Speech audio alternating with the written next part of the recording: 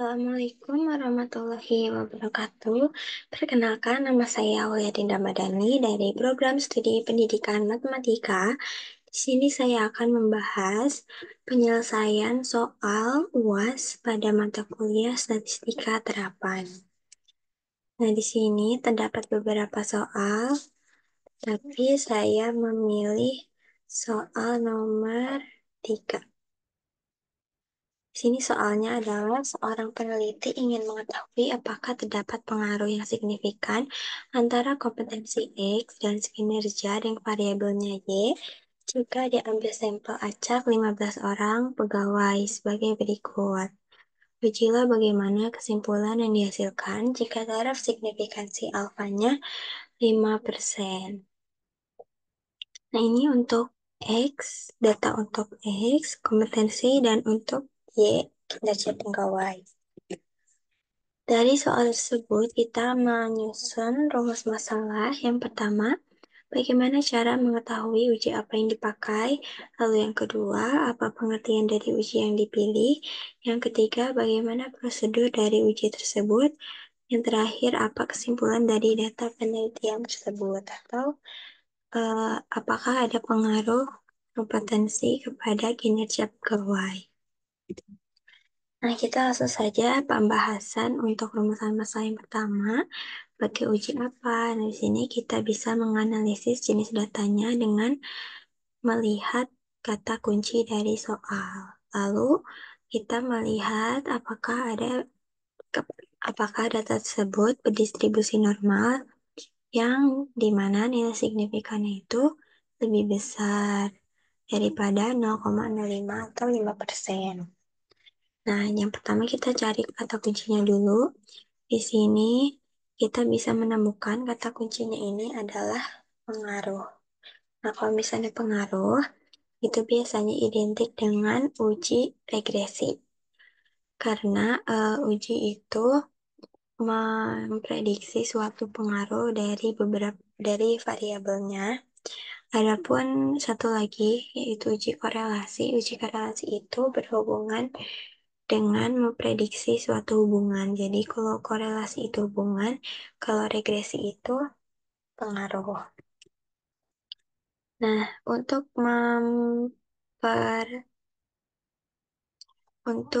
meyakini kalau itu ada pakai uji regresi, kita bisa menguji juga apakah data itu normal atau enggak. Nah, oke, di sini kita langsung masuk aja ke SPSS supaya cepat. Yang pertama kita masukin dulu nama variabelnya, berarti namanya variabel dan nilai. Nah, untuk labelnya di sini saya tulis variabel, kalau nilai dari variabelnya. Lalu kita juga bisa masukin values untuk variabel yang dimana kalau misalnya satu itu kompetensi, kalau dua itu kinerja pegawai. Nah, kita measure-nya, kalau yang variable itu nominal, kalau yang nilai itu scale. Nah, selanjutnya kita inputkan data, itu nilai dari data yang tadi. Di sini untuk kompetensi itu nilainya ada 40 sampai 44. Lalu untuk variabel kinerja pegawai dengan kita values-nya 2, yaitu ada 4 sampai 14. Nah, ini tuh harusnya muncul values-nya jadi kayak variabel nanti otomatis, tapi di sini gak muncul jadi gak apa-apa. Kalau gitu langsung aja kita uji normalitasnya ke analyze, lalu ke deskriptif statistik, lalu ke explore. Nah, untuk datanya variabel ini kita masukin yang nilai masukin ke dependent list, dan yang variabel kita masukin ke factor list. Lalu kita plot. Yang ini untuk normality kita pencet ini checklist. Lalu kita gak perlu pakai stem and leaf. Berarti ini nanti continue. Habis gitu oke. Terus nanti muncul outputnya seperti ini. Nah, bisa dilihat dari case processing summary-nya. Di sini ada 100% valid berarti datanya.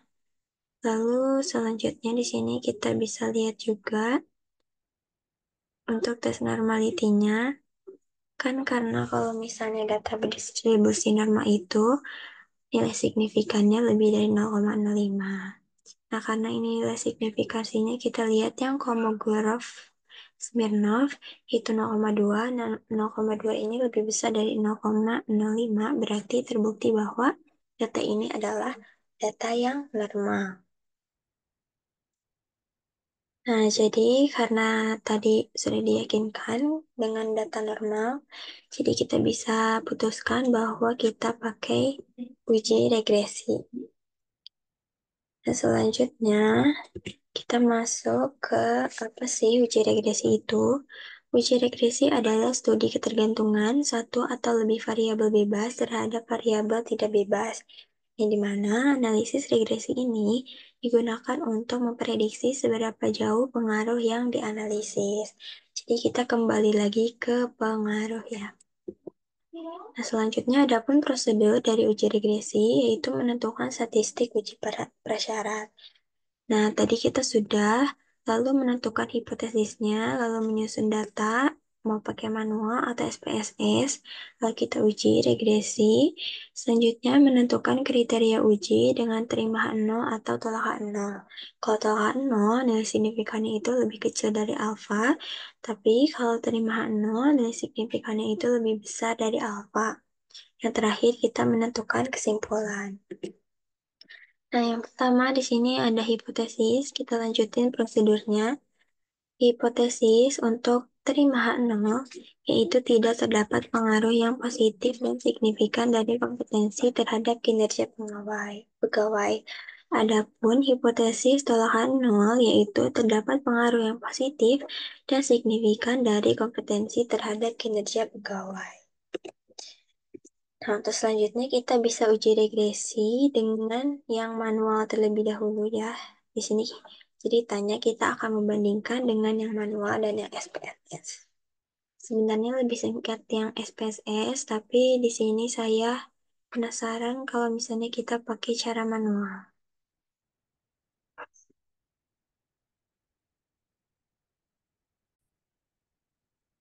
Kita langsung masuk ke pembahasan soal, yang mana di sini ada 6 langkah, yaitu yang pertama kita menentukan judul.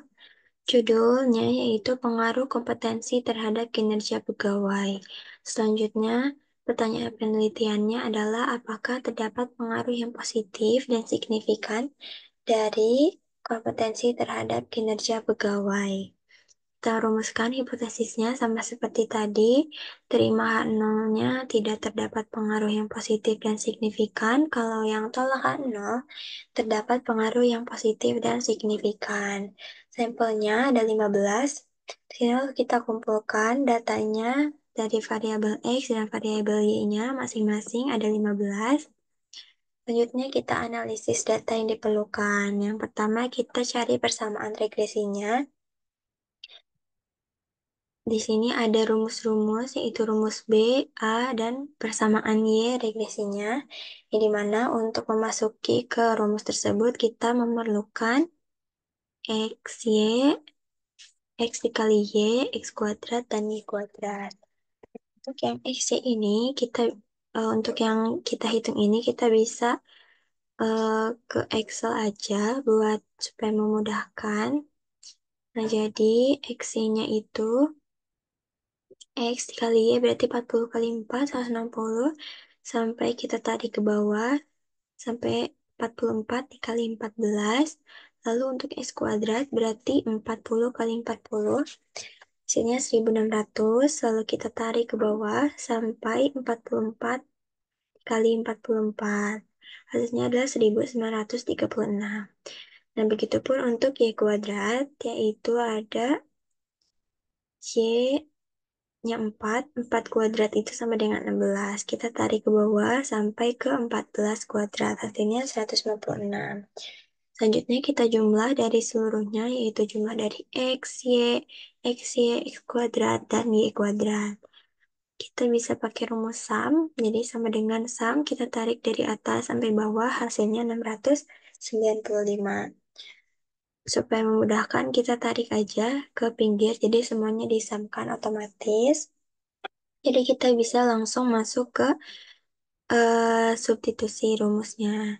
Nah, untuk yang B, rumusnya adalah N atau sampel dikali dengan jumlah dari XY dikurangi jumlah X dikali jumlah Y dibagi N dikali jumlah dari X kuadrat dikurangi jumlah X dikuadratkan. Nah, jadi berarti di sini sampelnya 15 dikali XY-nya 12.092 dikurangi Sigma X dikali Sigma Y berarti 695 dikali 245. Nanti hasilnya dikurangi. Lalu yang ini juga N-nya 15 dikali 34.219 dikurangi 695 dipangkatkan dengan 2. Nah, semuanya dibagi, dijumlahkan, maka hasilnya di sini adalah 0,367. Selanjutnya kita bisa menghitung A.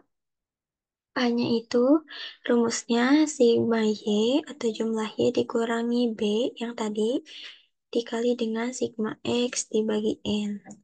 Di sini sigma Y-nya 245 dikurangi B-nya 0,367 dikali sigma X-nya 695 lalu dibagi dengan 15. Semuanya dijumlahkan hasilnya adalah negatif 0,67. Nah, habis itu, karena kita udah cari B dan A-nya, kita bisa menentukan persamaan regresinya, yaitu Y sama dengan A ditambah BX ditambah E. Nah, A-nya di sini berarti negatif 0,67 ditambah B-nya 0,367 dikali X. X-nya kita variabelkan aja X ditambah E. Nah, selanjutnya kita menentukan koefisien determinasinya. Tapi kita di sini butuh tambahan, yaitu kita butuh Y prediksi, lalu ada Y dikurangi Y prediksi, dipangkatkan, lalu ada juga Y dikurangi Y rata-rata, lalu dipangkatkan. Nah, Y prediksi ini,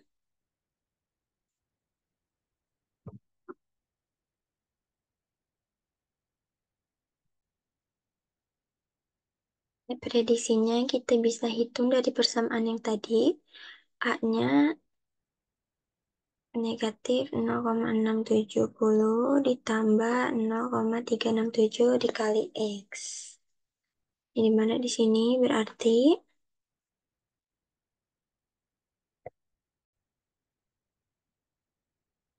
kipliknya masukin berarti negatif 0,67 ditambah 0,367 dikali X-nya 40, hasilnya 14,01.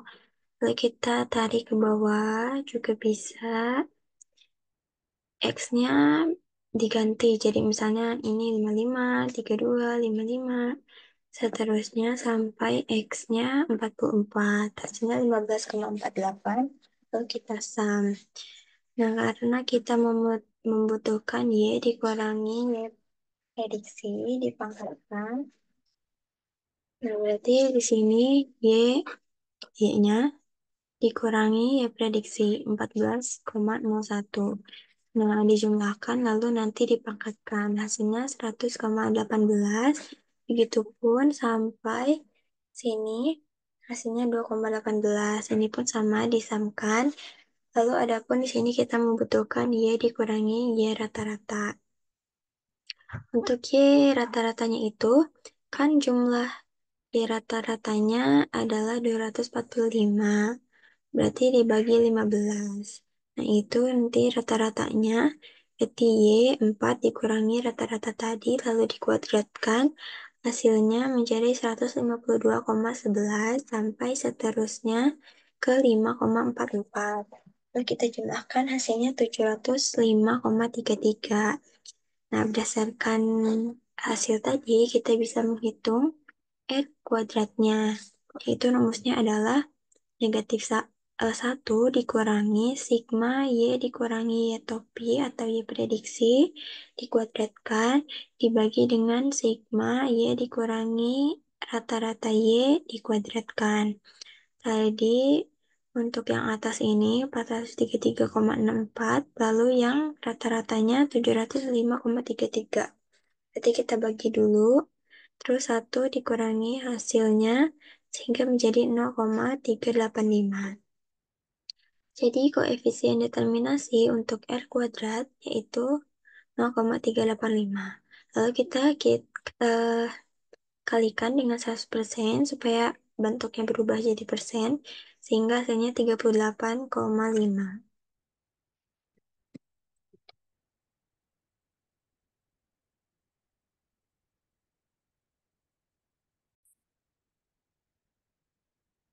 Jadi nilai ini menunjukkan bahwa 38,5% kompetensi memengaruhi kinerja pegawai.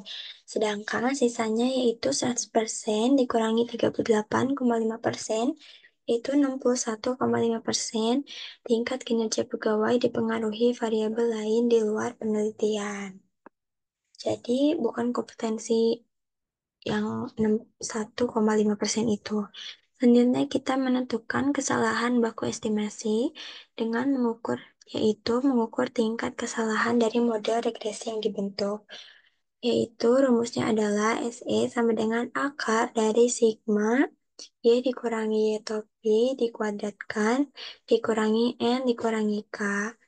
Nah, tadi udah nemu yang ini, hasilnya 433,67, N-nya itu sampel, lalu K-nya ada dua variabel, variabel terikat dan variabel bebas. Jadi K-nya di sini 2.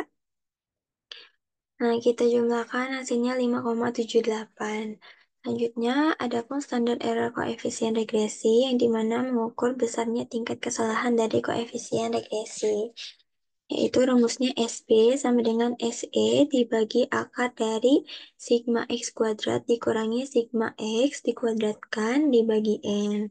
Tadi SE-nya adalah 5,78 dibagi akar sigma X kuadratnya 34.219 dikurangi 695 dikuadratkan dibagi 15. Hasilnya 0,13. Jadi SB-nya 13, SE-nya 5,78. Lalu kita hitung nilai F hitung, yaitu menguji ketepatan model yang pertama, apakah nilai prediksi mampu menggambarkan kondisi yang sesungguhnya. Sini ada penentuan, jadi H0 itu diterima jika F hitungnya lebih kecil sama dengan F tabel, di mana nanti FA, K, M dikurangi K. Lalu adapun H0 ditolak jika F hitungnya itu lebih besar dari F tabel. Nah, kita hitung dulu F-nya. R kuadrat tadi sudah ada, lalu K di sini kita tentuinnya variabel bebas. Variabel bebasnya itu ada 1, berarti kita tulis 1. Berarti 0,385 dibagi 1 dibagi 1 dikurangi R kuadrat dibagi dengan N dikurangi K dikurangi 1. Berarti di sini variabelnya 15, sampelnya 15, variabel bebasnya 1 lalu dikurangi 1. Jadi yang di atas tetap 0,385, yang di bawah 1 dikurangi 0,385 lalu dibagi dengan 13. Hasilnya adalah 8,145. Oke, selanjutnya kita mencari nilai F tabel, yaitu yang alfanya 0,05, lalu K-nya variabel bebasnya ada 1, lalu N dikurangi K, sampel dikurangi variabel ada 14, sehingga kita bisa lihat di tabel hasilnya itu 4,60. Nah, karena F hitungnya 8,145 yang tadi itu lebih besar dari F tabel, yaitu 4,60, 4,6, maka persamaan regresi ini dinyatakan baik atau bisa digunakan, yaitu good of fit. Artinya kita bisa hitung nilai T hitungnya, di mana mengetahui pengaruh variabel bebas terhadap variabel terikat atau tergantung. H0 diterima jika T hitungnya itu lebih kecil dari T tabel, sedangkan nol ditolak jika T hitungnya itu lebih besar dari T tabel. Berarti kita hitung dulu T-nya. Rumusnya adalah BJ dibagi SBJ. Tadi BJ-nya udah ada 0,367 dan SB-nya 0,13. Hasilnya 22,8. Nah, kita bisa lihat juga di tabel dengan alfanya itu 0,05 dan sampelnya dikurangi 2. Di tabel ada 1,771. Nah, 2,8 ini lebih besar dari 1,77. Maka, kalau lebih besar berarti H0 ditolak. Maka H0 ditolak, yaitu ada pengaruh kompetensi terhadap kinerja pegawai. Jadi kesimpulannya adalah terdapat pengaruh terdapat pengaruh yang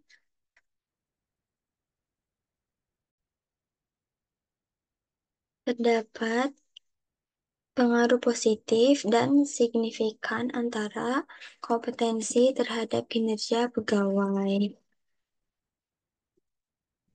Jadi, implikasinya sebaiknya perusahaan terus meningkatkan kompetensi agar kinerja pegawai meningkat pula.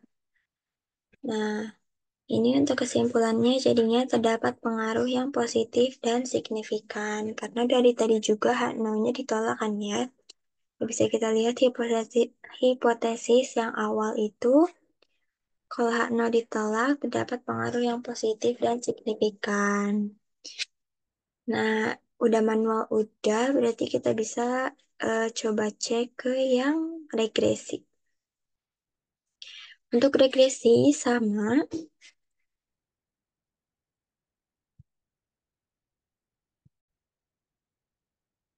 untuk regresi ini sama, di mana eh, kita masukkan dulu variabel view-nya, ya di mana di sini kita kasih nama X dan kita kasih nama Y. Type-nya numerik, desimalnya kita setting 0 aja.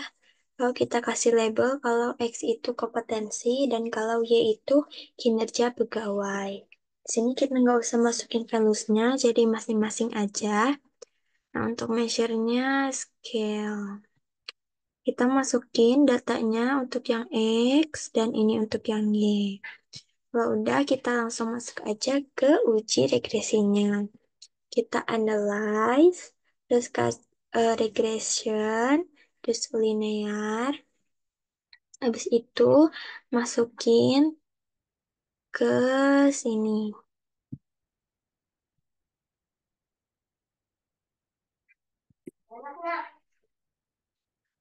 Oke, untuk yang X kita masukin ke independen dan untuk yang Y kita masukin ke dependen.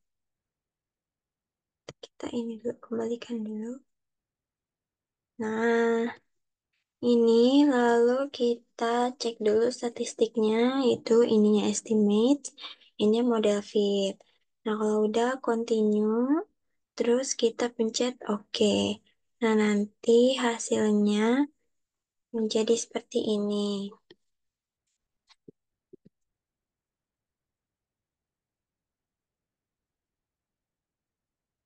Nah, kita bisa lihat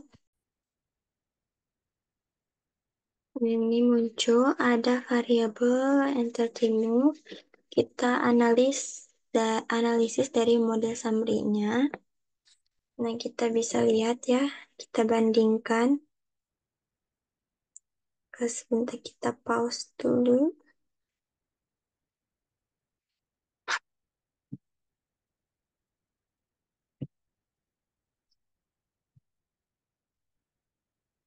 Nah, seperti ini kita bandingkan dengan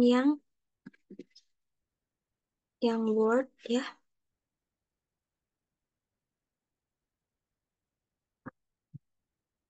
Nah, di sini R-nya itu 0,621.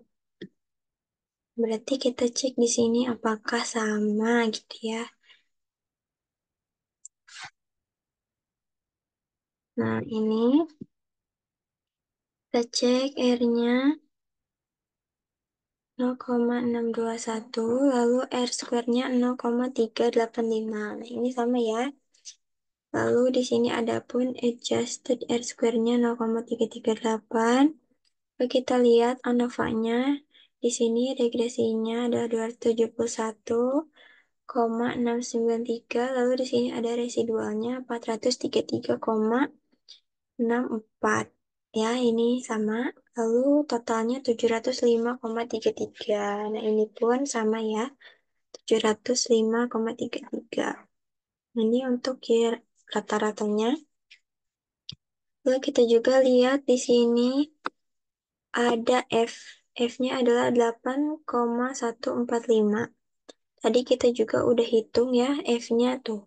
8,145 sama nilai signifikannya 0,14. Nah, selanjutnya kita analisis juga untuk koefisien. Nah, karena sudah beberapa yang sama juga, kita bisa lanjut aja ke analisisnya. Lanjut ke PPT ya. Nah, di sini kita bisa menganalisis bahwa di sini kita lihat ada R square-nya 0,385. Jadi ini harusnya 0,385 ya. Karena ini kan bukan bukan berganda. Jadi kita jangan pakai yang adjusted R square. Jadi kita pakai yang R square-nya aja berarti 3,38,5. Nah, berarti di sini sisanya adalah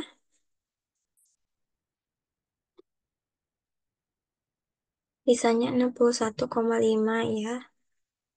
61,5. Nah, ini walaupun kita bisa melihat ini bisa disimpulkan ke model regresi yang relatif lemah. Nah, kenapa? Karena nilai ini itu kan 0,385. Nah, dia ini nilai statistik R-nya itu mendekati 0 dibanding ke mendekati ke 1. Jadi dia bisa dihitung ke relatif lemah. Lalu kita bisa cek juga ANOVA-nya. ANOVA-nya kita lihat di sini nilai signifikannya adalah 0,014, di mana kalau nilai signifikannya itu lebih kecil dari 0,05, maka ini merupakan model regresi yang baik. Model regresi yang baik atau signifikan. Selanjutnya kita bisa menentukan nilai Y-nya. Tadi F-nya udah ya, 8,145. Kita bisa menentukan dari koefisien setelah menganalisis atau kesesuaian dari model regresi.